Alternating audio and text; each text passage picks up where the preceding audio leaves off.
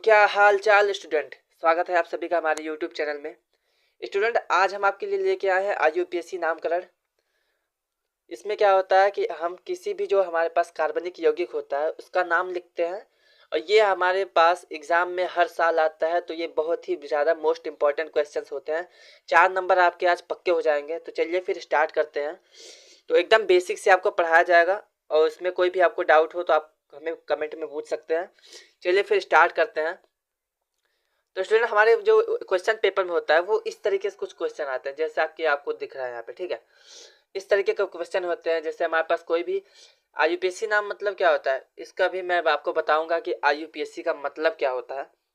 जैसे कि यहाँ पे हमें क्वेश्चन दिया जाता है कि निम्न कार्बनिक यौगिक का IUPAC नाम लिखिए। हमारे पास ये पहला क्वेश्चन, ये दूसरा, ये तीसरा, ये चौथा। देखिए यहाँ पे 4 टाइप के क्वेश्चन है, ठीक है। First, second, third, fourth. और चारों थोड़ा कुछ ना कुछ डिफरेंट है कि पहले में यहाँ पे हमें दिख रहा है कि यहाँ पे CHO लगा हुआ है, इसमें COOH लगा हुआ है, यहाँ पे OH लगा हुआ है, यहाँ पे ट्रिपल बॉन्ड लगा हुआ है। तो किस तरीके से हम इसका नाम लिखेंगे वो आज हम देखेंगे। तो चलिए फिर स्टार्ट करते हैं। तो स्टूडेंट, आपको इसमें 3-4 चीज़ें पता होनी चाहिए। तो मैं इसको आपको पहले डिस्कस करूंगा, उसके बाद मैं इसका नाम लिखूंगा, ठीक है। तो सबसे पहले आपको पता होना चाहिए कि IUPAC जो होता है इसका मतलब क्या होता है, ठीक है स्टूडेंट। तो IUPAC का जो मतलब होता है वो हमारे पास क्या होता है, देख लीजिए। तो IUPAC का मतलब क्या होता है, international, I for international, U for union होता है, P for pure and applied chemistry, ठीक है। तो ये हो जाएगा international union of pure and applied chemistry. International union of pure and applied chemistry का मतलब कि ये हमारे पास एक यूनियन होता है, एक संघ होता है जो आप बताता है कि किसी भी केमिकल फार्मूला का नाम किस तरीके से लिखा जाता है, ठीक है। तो इसको हम कहते हैं IUPAC नामकरण या फिर IUPAC नामनक्लेचर इंग्लिश में, ठीक है स्टूडेंट। चलिए फिर बढ़ते हैं अगले आगे। तो स्टूडेंट, इसमें क्या होता है, आपको पास हाइड्रोकार्बन दिए होते हैं, ठीक है। हाइड्रोकार्बन क्या होता है, देखिए हाइड्रोजन, ठीक है, और कार्बन को मिलाने पे जो हमें यौगिक मिलता है उसको हम कहते हैं हाइड्रोकार्बन। तो हाइड्रोजन और कार्बन को मिलाने पे जो भी यौगिक हमें मिलेंगे उसको कहेंगे हाइड्रोकार्बन। तो हमें हाइड्रोकार्बन का नाम लिखना होता है IUPAC नामनक्लेचर में, नामकरण में, ठीक है। तो चलिए देखते हैं।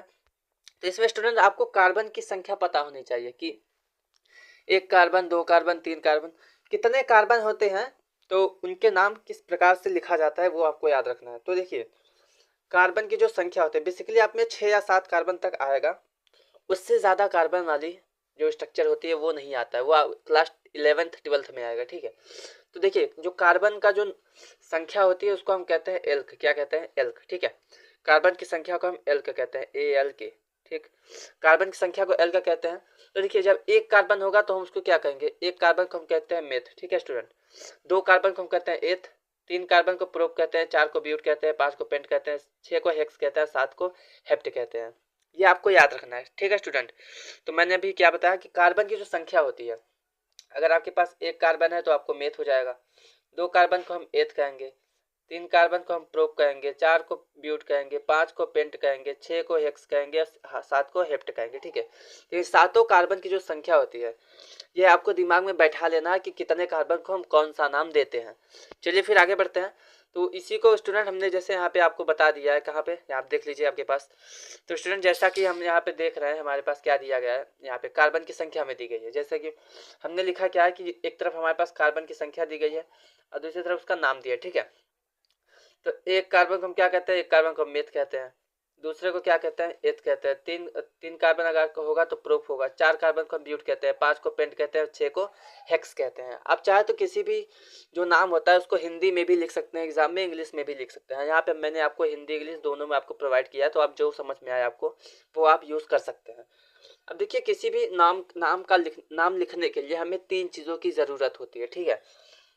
एक तो कार्बन की संख्या, उसके बाद जो कार्बन कार्बन के बीच जो बंध होता है, बॉन्ड जो होता है, उसके बाद सिंगल बॉन्ड है कि डबल बॉन्ड है कि ट्रिपल बॉन्ड है, ठीक है।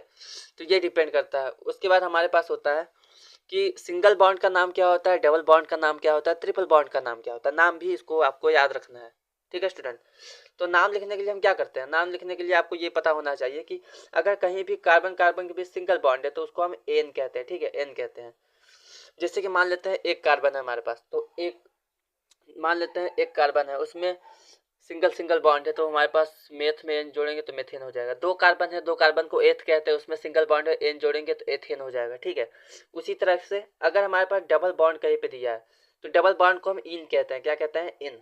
अगर मान लेते हैं एथ, हमारे पास 2 कार्बन है, 2 कार्बन को एथ कहते हैं, तो अगर उसमें डबल बॉन्ड लगा तो वो हमारे पास एथीन बन जाएगा। एथ में हम इन प्लस कर देंगे। ठीक है, अगर 3 कार्बन है उसमें डबल बॉन्ड है तो उसमें 3 कार्बन को हम प्रोप कहते हैं, उसमें इन जोड़ेंगे तो बन जाएगा प्रोपिन। ठीक है स्टूडेंट, उसी तरह अगर हमारे पास कार्बन कार्बन के भी ट्रिपल बॉन्ड, मतलब कि 3 बंद है, ठीक है, यहाँ पे ट्रिपल बॉन्ड होगा स्टूडेंट, यहाँ पे 3 बंद बना दीजिए, ट्रिपल बॉन्ड होता है तो उसको हम आइन कहते हैं। ठीक है, जैसे मान लेते हैं हमारे पास 2 कार्बन है, ठीक, दोनों कार्बन के भी ट्रिपल बॉन्ड है, मान लेते हैं ये पहला कार्बन है, ये दूसरा कार्बन है, और इसके बीच में ट्रिपल बॉन्ड है। ठीक है, तो 3 कार्बन, दो कार्बन का तो एथ हो जाता है और उसमें आइन जोड़ेंगे तो एथाइन हो जाएगा। ठीक, तो हमने भी क्या पढ़ा कि अगर हमारे पास सिंगल बॉन्ड है तो ये हमारा एथेन होगा, एन जोड़ेंगे।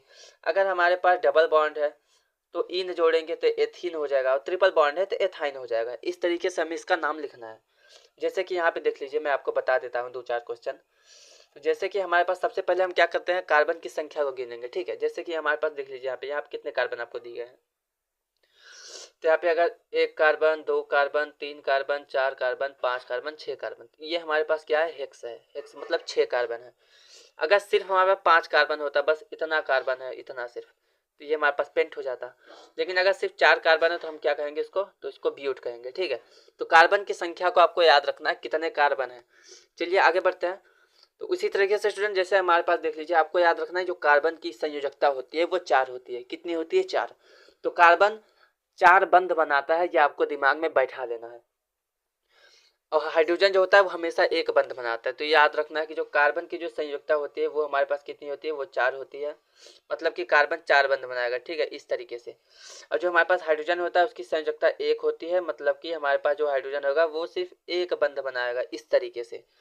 तो इसी को चलिए समझा देते हैं। तो इसमें आपने क्या लिखा है, यहाँ पे लिखा है कि हमारे पास 1 कार्बन दिया गया है, आप देख सकते हैं यहाँ पे 1 कार्बन है। ठीक है, और 1 कार्बन 4 बंध बनाता है, इसलिए यहाँ पे 4 हाइड्रोजन लगा हुआ है। ठीक, 4 हाइड्रोजन। तो इसको यहाँ पे 1 कार्बन को मेथ कहते हैं, सिंगल बॉन्ड है तो क्या हो जाएगा, मेथेन हो जाएगा।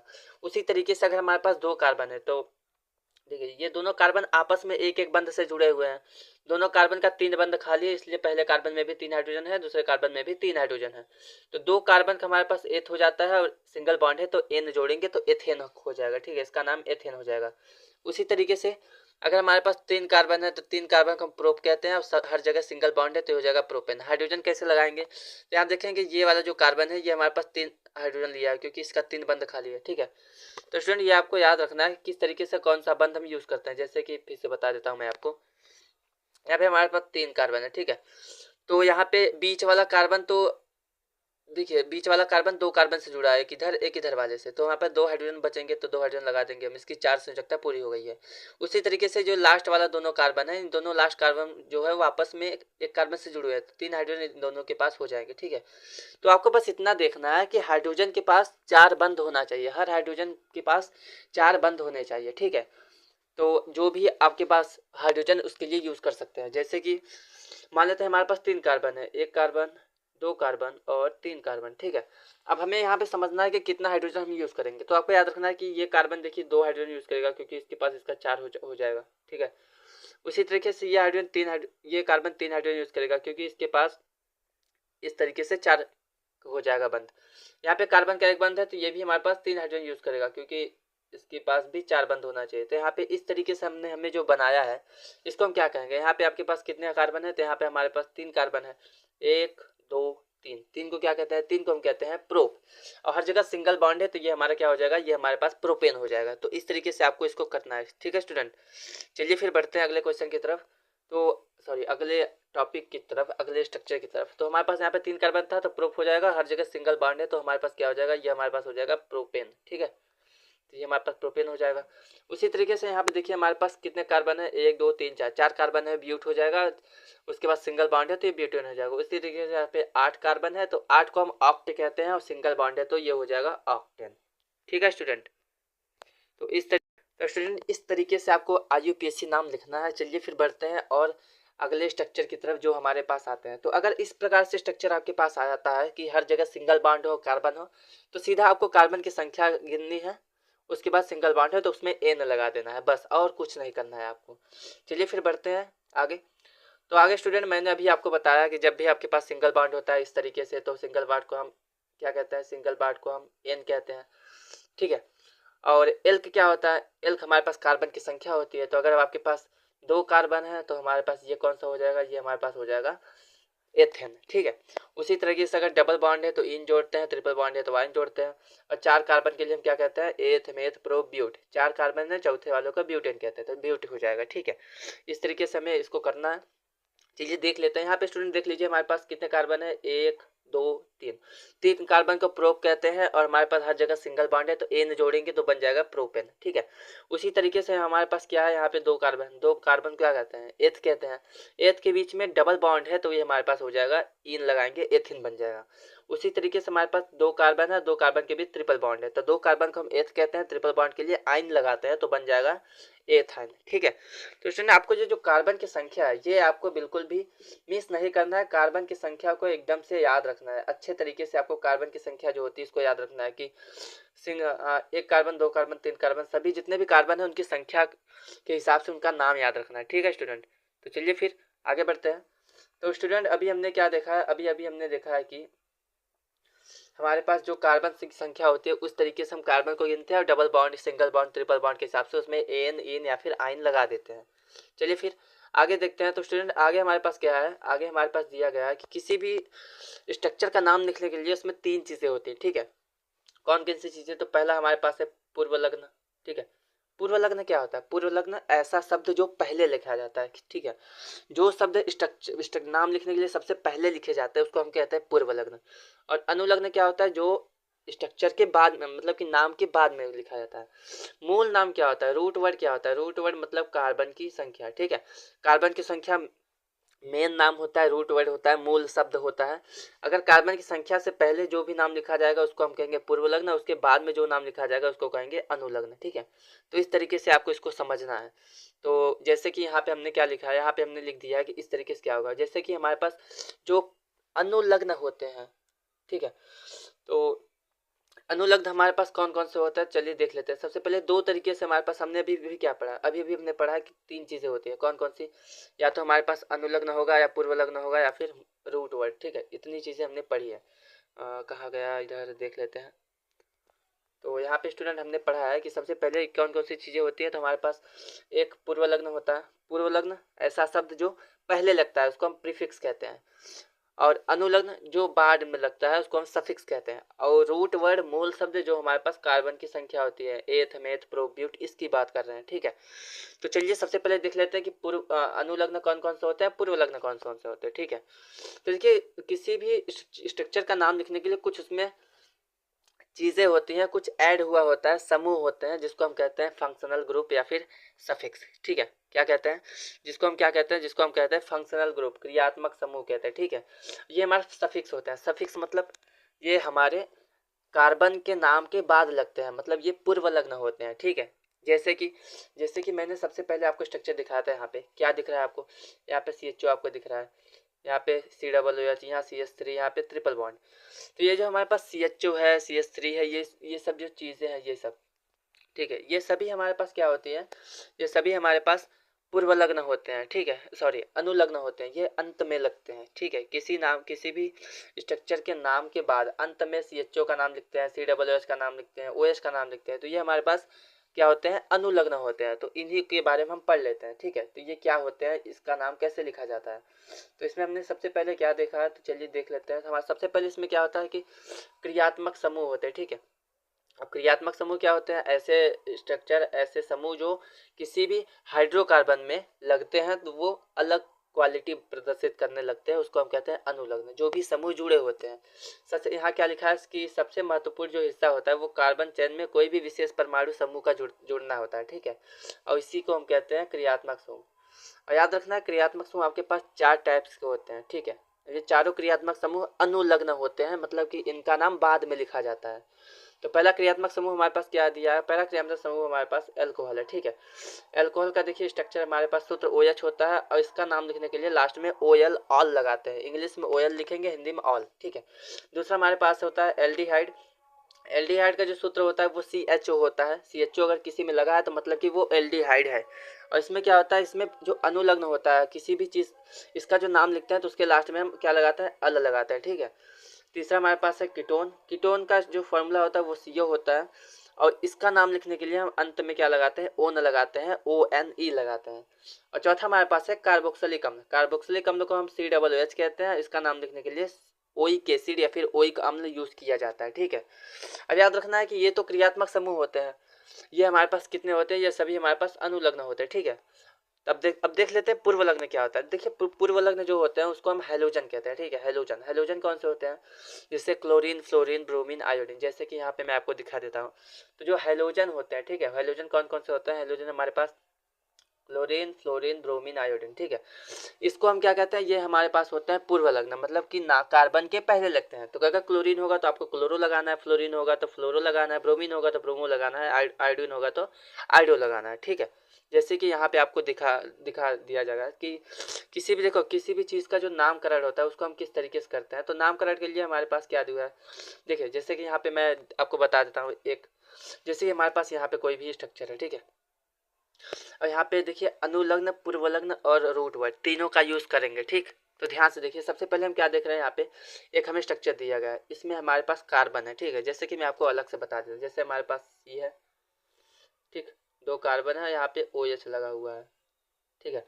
और यहाँ पे पहले वाले पे हम मान लेते हैं कि हमारे पास क्लोरीन लगा हुआ है, ठीक है। तो यहाँ पे हम देख रहे हैं कि हमारे पास कितने कार्बन है, हमारे पास 2 कार्बन है, एक कार्बन दूसरा कार्बन, यहाँ पे क्लोरीन है। तो अगर क्लोरीन होगा तो क्लोरो लिखेंगे, ठीक है।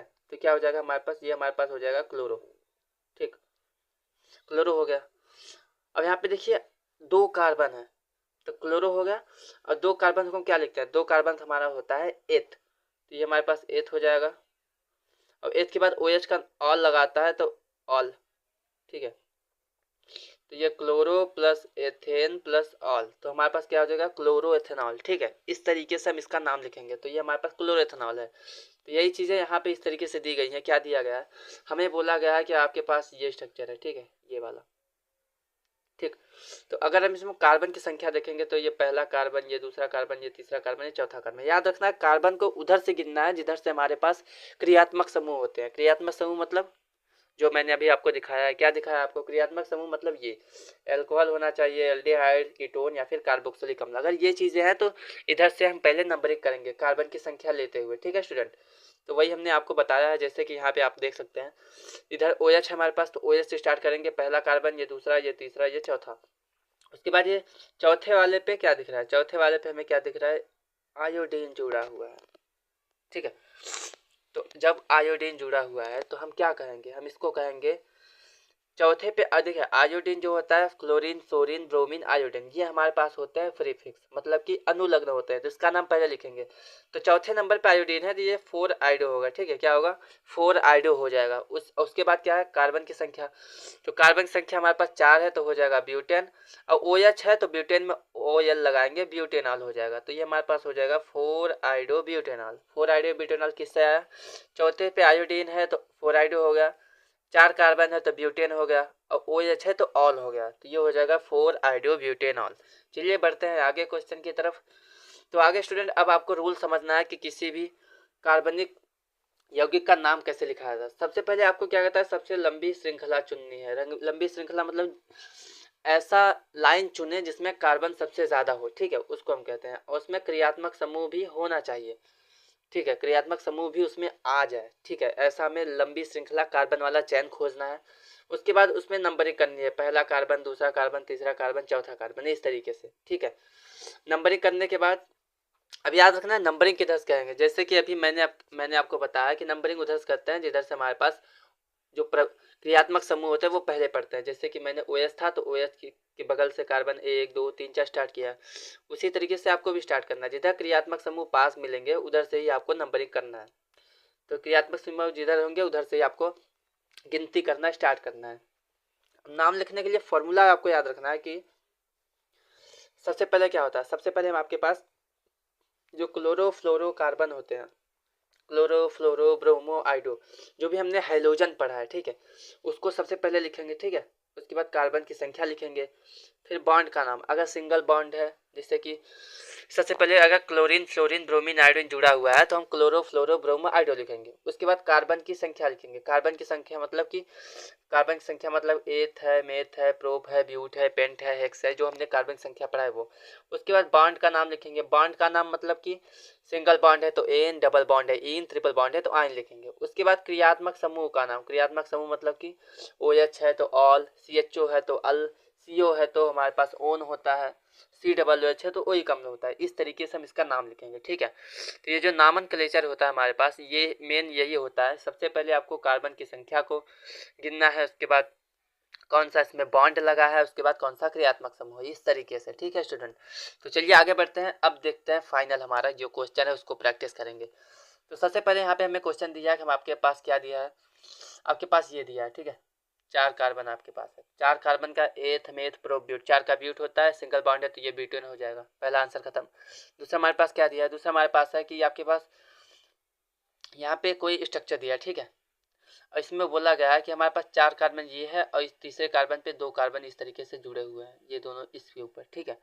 तो अब करेंगे क्या हम, अब इसको करने के लिए हमें क्या करना है, हमें इसको देखना है कि ये जो ऊपर 2 कार्बन जुड़े हुए हैं वो सबसे लंबी श्रृंखला हमें खोजनी है, ठीक है स्टूडेंट। सबसे लंबी श्रृंखला कैसे खोजेंगे, सबसे लंबी श्रृंखला खोजने के लिए हम इसमें करेंगे, देखेंगे कि कहाँ से लंबी श्रृंखला मिल रही है। देखिए अगर आपको 1 2 3 4 ऐसे जाएंगे सीधा सीधा इधर से इधर की तरफ, ठीक है, तो आपको 4 कार्बन मिलेगा, ठीक।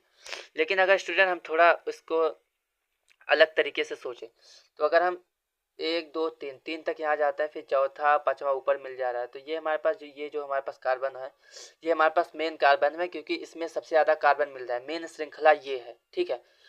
तो ये हमारे पास मेन श्रृंखला है। तो इसमें कितने कार्बन देख रहे हैं, इसमें हमारे पास कितने कार्बन है, इसमें हमारे पास 5 कार्बन है। कौन कौन से, तो यहाँ पे हमारे पास ये पहला कार्बन, ये दूसरा कार्बन, ये तीसरा कार्बन, ये चौथा कार्बन, ये पांचवा कार्बन, 5 कार्बन आपके पास दिख रहे हैं।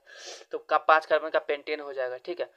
अभी याद रखना है जो तीसरे नंबर पर जो कार्बन जुड़ा है इसको हम क्या कहते हैं, अगर कोई भी शाखा जुड़ी होती है किसी भी मेन कार्बन के साथ तो उसमें हम कार्बन के नाम के साथ लगा देते हैं इल, क्या लगाते हैं, इल, ठीक है, क्या लगाते हैं, इल लगाते हैं, इल, ठीक है स्टूडेंट। तो कार्बन की श्रृंखला के साथ इल लगाते हैं। तो एक कार्बन का क्या होता है, ये एक कार्बन अलग से जुड़ा है ना, तो एक कार्बन का मेथ हो जाएगा, और इल लगाएंगे तो ये मेथिल हो जाएगा, ठीक है स्टूडेंट। और तीसरे नंबर पे जुड़ा है इसलिए हम इसको कहेंगे 3 मेथिल पेंटेन। चलिए अब आगे बढ़ते हैं। तो स्टूडेंट आगे आपको क्या दिया गया है, आगे आपको दिया है ये स्ट्रक्चर, ठीक है। तो अगर आप ध्यान से देखेंगे तो हमारे पास जो सबसे लंबी श्रृंखला है वो ये है, कौन सी, ये वाली, ठीक है। यहाँ पे हम क्या देख रहे हैं, यहाँ पे हम देख रहे हैं ये पहला, ये दूसरा, ये तीसरा, चौथा, पांचवा, छठवां, ठीक है। अगर हम ऊपर से नीचे आए तो यहाँ पे भी तीसरे नंबर पे ये कार्बन जुड़ा है, अगर नीचे से ऊपर जाए यहाँ पे भी तीसरे नंबर पे जुड़ा है। तो आप चाहे तो ऊपर से नीचे गिनती करते हुए आ सकते हैं, चाहे नीचे से ऊपर, जिधर से नज़दीक पड़ेगा उधर से हम नंबरिंग करेंगे, क्योंकि उधर से ही सही पड़ता है, हमारा रूल वही कहता है। लेकिन अब यहाँ पे डिपेंड ये कर रहा है कि दोनों तरफ से बराबर है, इसके लिए हम क्या करेंगे, इसके लिए हम ये करेंगे कि कहीं से भी नंबरिंग कर सकते हैं, क्योंकि नाम जो है वो हमें लिखना है, वो दोनों तरफ से बराबर आ रहा है। तो हम मान लेते हैं कि हमारे पास ये नंबरिंग करना है, तो ये हमारे पास 1 हो जाएगा, ये दूसरा कार्बन, ये तीसरा हमारे पास, ये चौथा हमारे पास हो जाएगा, ये पांचवा हो जाएगा, ये छठा हो जाएगा, ठीक है। तो यहाँ पे 6 कार्बन का तो हेक्स हो जाएगा और सिंगल बॉन्ड है तो हेक्सेन हो जाएगा।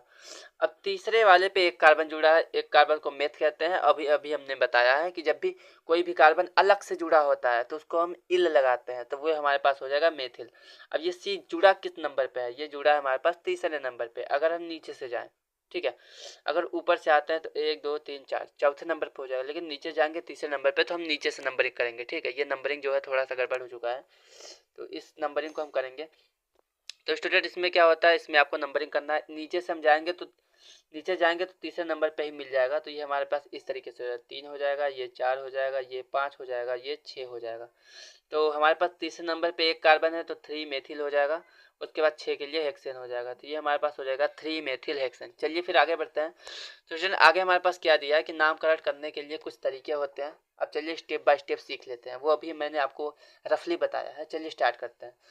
तो नामकरण करने के लिए क्या होता है स्टूडेंट, नामिनक्लेचर के लिए सबसे पहले मान लेते हैं, पहला एग्जांपल हमारे पास क्या है कि CH3 CH3CH2OH। ठीक है, तो यहाँ पे हमें कितने कार्बन दिख रहे हैं? 2 कार्बन। तो 2 कार्बन के लिए हम क्या कहेंगे? एथ लिखेंगे। उसके बाद बॉन्ड कौन है? बॉन्ड हमारे पास सिंगल सिंगल बॉन्ड है तो N हो जाएगा। उसके बाद हमारे पास जो क्रियात्मक समूह है वो OH है तो OH के लिए ऑल लगाते हैं। तो अगर तीनों को हम मिला देंगे, ठीक है, तो हो जाएगा एथ प्लस N प्लस ऑल, मतलब कि बन जाएगा हमारे पास एथेनॉल। ठीक है, तो ये हमारे पास पहला, इसका नाम क्या हो जाएगा? इसका नाम हमारे पास हो जाएगा एथेनॉल। ठीक है, दूसरा हमारे पास क्या है कि CH3CH2CHO।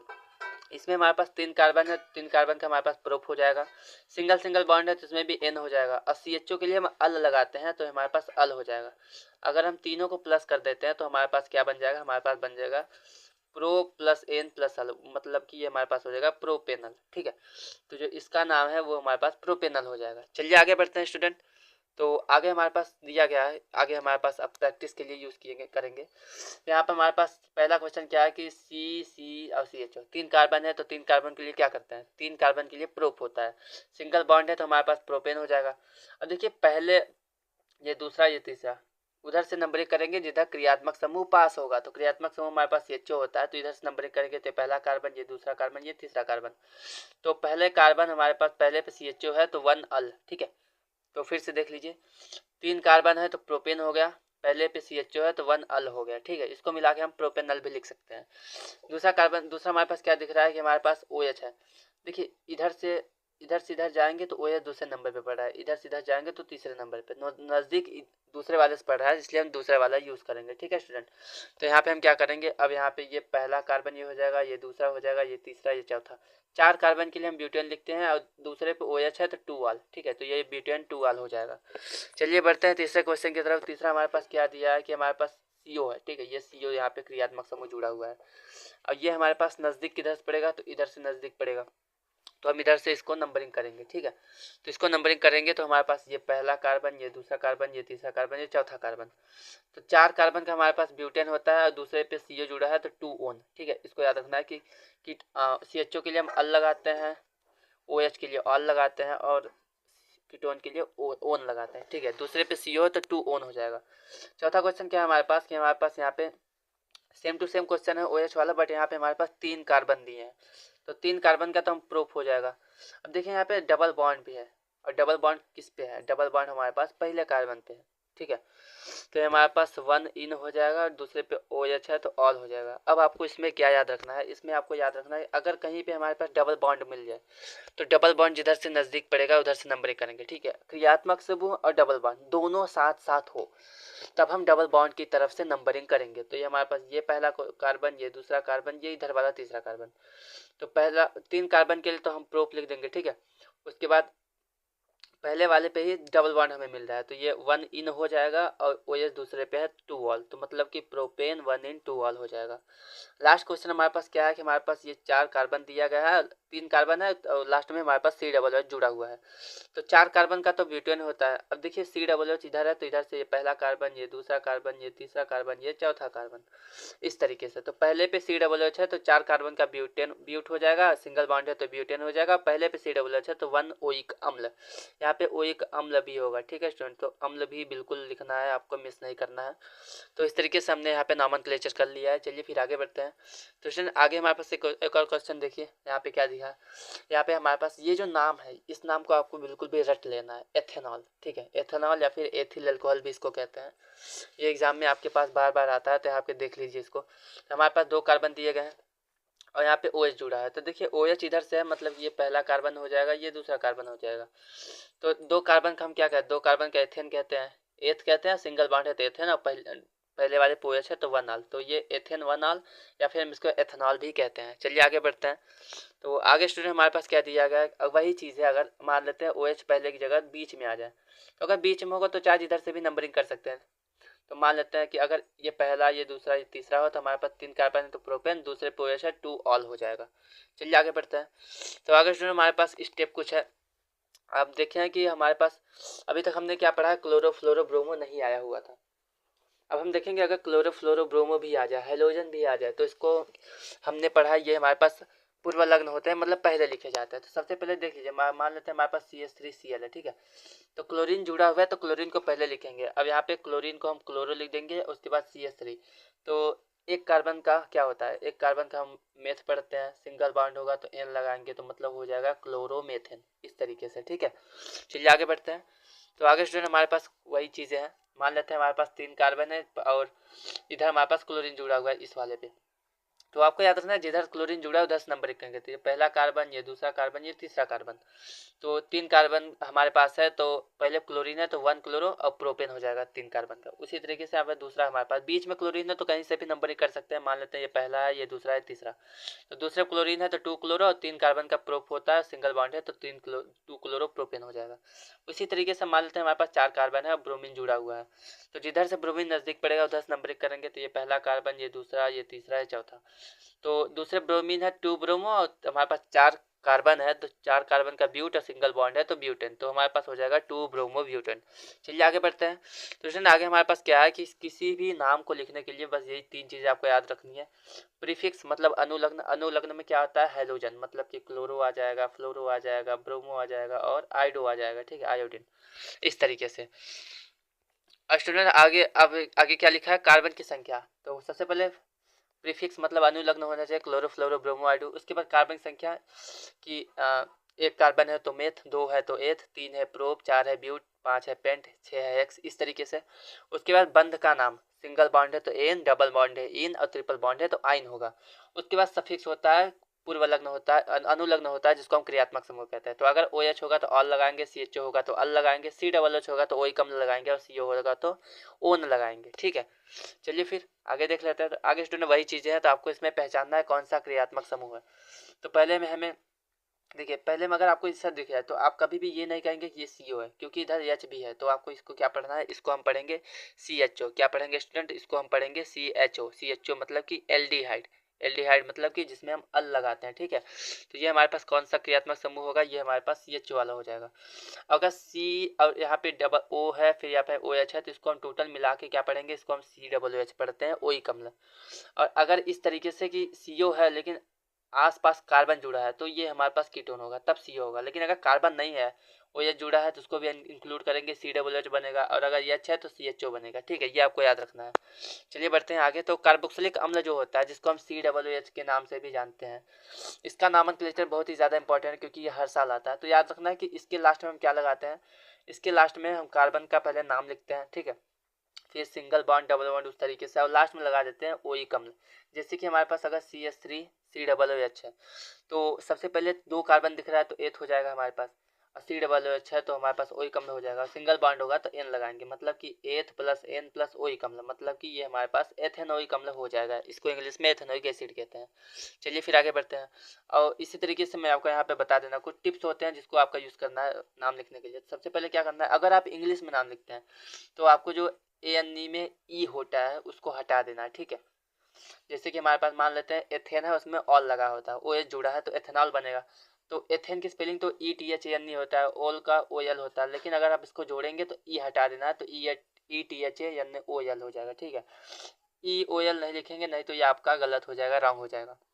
उसी तरीके से जैसे यहाँ पे आपको दिया गया है कि अगर मान लेते हैं कि अगर आपने नंबरिंग की है, ठीक है, तो जो क्रियात्मक समूह जिस नंबर पे होता है उसे भी आपको लिखना पड़ता है। ठीक है, जैसे कि यहाँ पे कोई भी स्ट्रक्चर दिया है, क्या दिया है, C H three, C H two, C H O H और सी एच थ्री। यहाँ पे ओ एच आप देख रहे हैं इस वाले कार्बन पे है। ठीक है, तो आपके पास 1 2 3 4 4 कार्बन है तो ब्यूटेन हो जाएगा, बट दूसरे नंबर पे ओ एच है तो ब्यूटेन 2 ऑल होगा। ठीक है, सिर्फ ओ एच दूसरे कार्बन पे है इसीलिए हमने यहाँ पे 2 ऑल लगाया है। तो ओ एच जिस नंबर पे होगा, कोई भी क्रियात्मक समूह जिस नंबर पे होगा उसको आपको लिखना ज़रूर है। बस यहाँ पे कुछ चीज़ें प्रैक्टिस के लिए है जो आपको याद रखनी है कि अगर आपके पास ये मान लेते हैं क्वेश्चन आपके पास है, यहाँ पर आप देख रहे हैं हमारे पास कितने कार्बन है, 4 कार्बन है। 4 कार्बन के लिए 4 कार्बन का नाम लिखेंगे, फिर ओ एच है तो ऑल लगा देंगे, तो 4 कार्बन ब्यूटेन होता है। उसके बाद ओ एच होगा तो ब्यूटेन ऑल हो जाएगा। ठीक है, अब पहले ओ एच है तो 1 ऑल भी आप लिख सकते हैं। उसके बाद यहाँ पे क्या है, C H three, C H two, C H होता है। यहाँ पे आपके पास 3 कार्बन है, 3 कार्बन का क्या होता है, प्रोपेन होता है। प्रोप होता है, सिंगल बॉन्ड है तो प्रोपेन हो जाएगा, और सी एच ओ है तो अल तो हो जाएगा प्रोपेनल। उसी तरीके से C S three, C O, C S two, C S three हमारे पास है। तो ये यहाँ पे जो सी ओ दिख रहा है, कीटोन आपको दिख रहा है सी ओ, ये आपके पास दूसरे कार्बन पे, दूसरे नंबर पे है। ठीक है, टोटल 4 कार्बन, 4 कार्बन का ब्यूटेन हो जाएगा दूसरे पे ओन, क्योंकि ये पहला कार्बन इधर दूसरा, तीसरा, चौथा, तो दूसरे पे 2 ओन हो जाएगा, मतलब कि ब्यूटेन 2 ओन। ठीक है, इसको हम 2 को पहले भी लिख सकते हैं तो 2 ब्यूटेन ओन भी लिख सकते हैं। उसके बाद यहाँ पे आपको दिख रहा है C S three, C S two, C double H. COO किनारे पे है, मतलब कि यहाँ से भी नंबरिंग करेंगे तो ये पहला कार्बन, ये दूसरा कार्बन, ये तीसरा कार्बन। तो 3 कार्बन है तो प्रोपेन हो जाएगा पहले पे COO से, तो प्रोपेन 1 OH अम्ल या फिर प्रोपेन OH अम्ल भी लिख सकते हैं इसको, ठीक है। और लास्ट हमारे पास क्या है, CH2 CH CH2 CH3।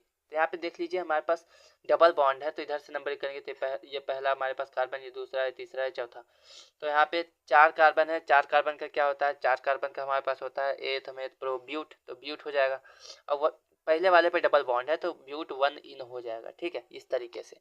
चलिए आगे देख लेते हैं, आगे भी कुछ चीज़ें हैं जो आपको याद रखनी है। ये सभी देखिए आपके पास आपको एग्जाम के पॉइंट ऑफ व्यू से बताई जा रही हैं, तो उसको बिल्कुल भी मिस नहीं करना है।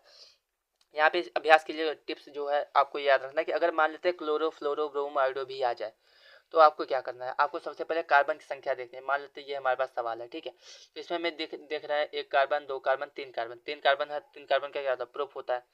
सिंगल बॉन्ड है तो प्रोपेन हो जाएगा। क्लोरीन देखिए हमारे पास दूसरे कार्बन पे जुड़ा हुआ है, ठीक है। तो पहले क्लोरो क्या होता है, क्लोरो हमारे पास होता है पूर्व लग्न, मतलब सबसे पहले लिखा जाता है। दूसरे क्लोरीन होगा, चाहे ये पहला ये दूसरा हो, चाहे इधर पहला इधर दूसरा हो।